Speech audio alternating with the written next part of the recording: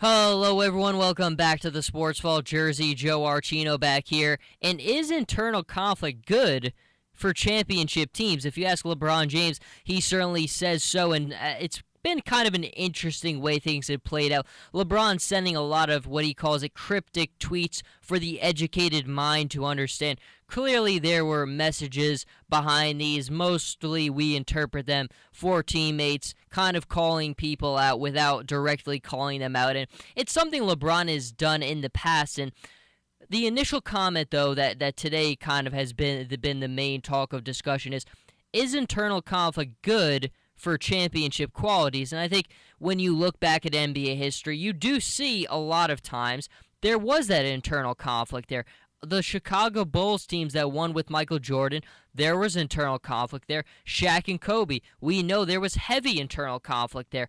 It eventually spiraled out of control and led them to separating from one another, but they were able to sustain a championship form for some time. Scottie Pippen and Michael Jordan, you always got a sense that there was some internal conflict. Internal conflict largely is something that exists. It has existed in NBA history, and it exists to this day. It's just something that happens. Egos in professional sports are very difficult to manage. Sometimes you're only able to manage them for a short window of opportunity, and you're able to capitalize off of it. Sometimes you are not. The great managers above coaching the game are able to manage those egos and get the internal conflict to be beneficial.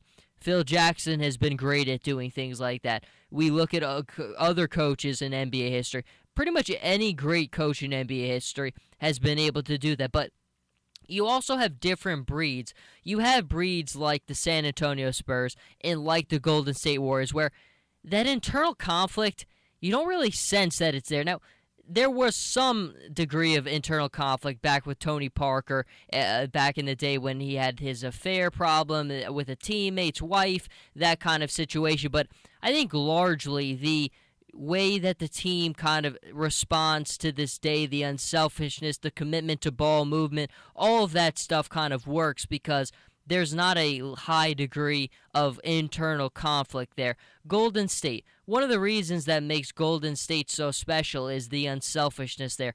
The egos of Klay Thompson and Stephen Curry don't get in the way of each other because they largely play the same way, and it would be easy for the egos to get in the way and for the internal conflict to be there, but you really don't sense that it is there. Steve Kerr does a very good job at managing things there, making sure everyone's happy, and eliminating any semblance of an internal conflict. But clearly here with LeBron James sending the direct message, no, well, maybe not so directly, but sending a message nonetheless that certainly he hasn't been totally happy with the way things have gone, and I think clearly that Cleveland Cavaliers locker room is not perfect. And I know J.R. Smith has been great during his time there, largely.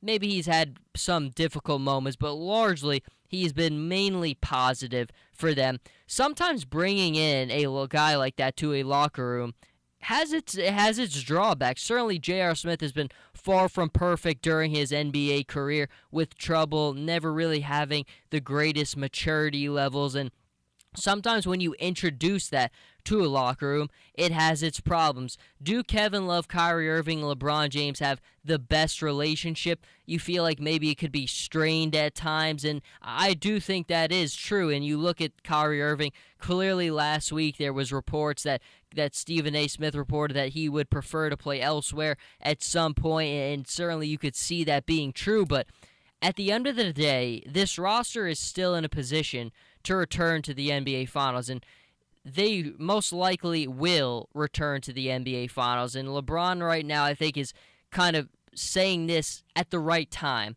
It would be the wrong time to say this and make this a big story if we're 2 weeks away from starting the NBA playoffs, but we're still kind of at that point where there's like maybe 20 games left in the season where this is the time to iron out and just get it all out there. Get any baggage out there. Hold the player only meetings. Figure it out. You gotta figure it out now, because if it persists and if it drags on, you've got a hard enough task as it is getting back to the finals and facing the Golden State Warriors, who I think we all realistically see in a 7-game series as the odds-on, hands-down, lock-it-down favorite. I still to this day don't think anyone's beating Golden State this season. They've had 1 or 2 games where they have struggles, but in a 7-game series, if you have to beat them 4 times, I am not going to pick anyone against them, not even the Cleveland Cavaliers, but certainly LeBron making it kind of his voice heard as he often does. And really, LeBron does a good job for the most part at using his platform to kind of go out there and set the agenda. And then the players kind of all go and they talk on their own after he has set that agenda. But clearly things are not perfect with the Cleveland Cavaliers. I don't think it's been a difficult season to figure out because has it been perfect? No. But has it really been that bad? No, it has not. The David Blatt firing certainly was a big bump in the road. Tyronn Lue had some success. Then there were some more bumps in the roads. So there has been success followed by bumps in the road, followed by some other internal conflict, and certainly now internal conflict is the word being used for the Cleveland Cavaliers, and it just really comes down to now. You've got 20 games to figure this thing out, get on the same page, figure things out with everybody, and see what you can do, because I still think it would be such a shame for this Cavaliers team to just not at least get back to the finals because there is no real challenger in the Eastern Conference to them. Toronto's good. Washington, they really last season looked like they were going to give them a run maybe this season and build off of their success, but that never happened. Boston is great. They've really taken a great leap forward, but none of those teams have that superstar potential and just that pure killer instinct that the Cavaliers do, and for that reason alone, it'd be such a detriment, such a shame for them not to get back to the finals because it should be easy for them based on what happened last season. Remember last season, sweep the Boston Celtics, beat the Chicago Bulls largely without Kyrie Irving, and sweep the Atlanta Hawks, who were the number 1 seed, without Kyrie Irving.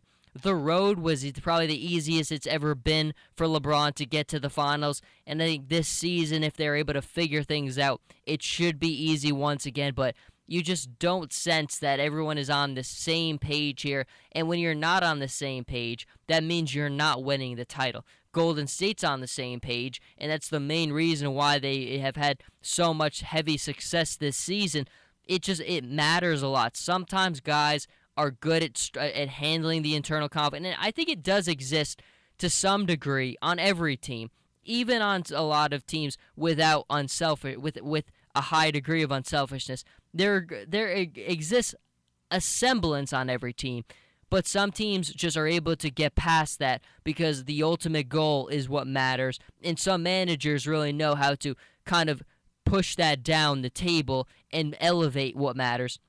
And Tyronn Lue is not an experienced guy. He really was thrust into this position after David Blatt was fired. And for him, it's not something that you would think he's accustomed to being able to deal with right away. Problems exist for the Cleveland Cavaliers, but it's time now to figure those things out. LeBron setting the agenda. We'll see how the players respond. Until then, Jersey Joe Archino here with the Sports Vault. You can follow me on Twitter at Joe Archino and on Instagram, Jersey_Joe_Archino, and I'll see everybody next time.